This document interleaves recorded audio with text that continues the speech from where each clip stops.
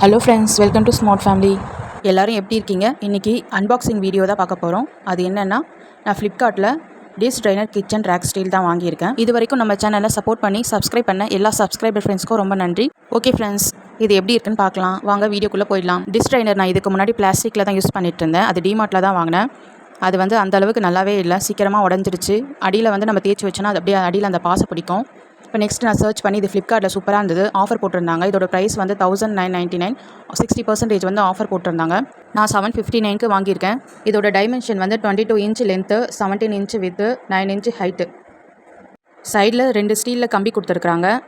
ஆட்டோமேட்டிக்காக வாட்டர் வந்து ட்ரைன் ஆகிடும். ஸ்பூன் அண்ட் நைஃப் ஹோல்டர் வந்து கொடுத்துருக்குறாங்க.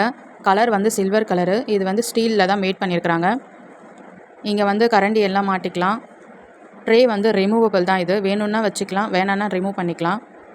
இதோட வந்து டோட்டலாக வந்து 12 kg வரைக்கும் இதில் நம்ம லோட் பண்ணிக்கலாம்.